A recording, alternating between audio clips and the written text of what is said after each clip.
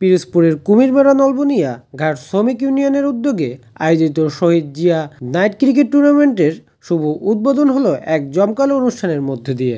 বৃহস্পতিবার বিকেলে ভেগুটিয়া ব্রিজ সংলগ্ন কুমিরমারা আবাসন প্রকল্পের মাঠ প্রাঙ্গণে এই অনুষ্ঠানটি ছিল খেলাধুলা এবং রাজনৈতিক আলোচনায় মুখরিত।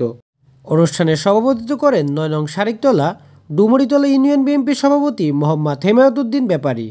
প্রধান অতিথি হিসেবে উপস্থিত ছিলেন পিরোজপুর জেলা বিএনপির আহ্বায়ক অধ্যক্ষ আলমগীর হোসেন।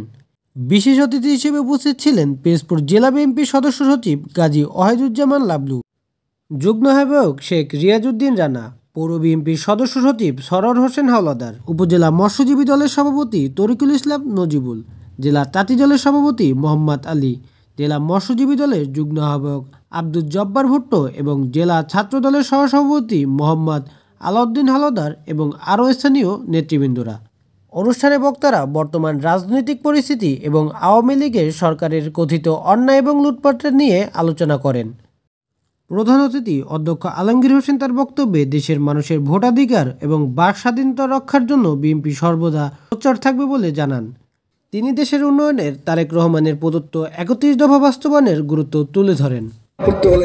আপনাদের আবার লড়াইয়ের মাঠে নামতে হবে, হয় ভোট নহলে রাজপথ।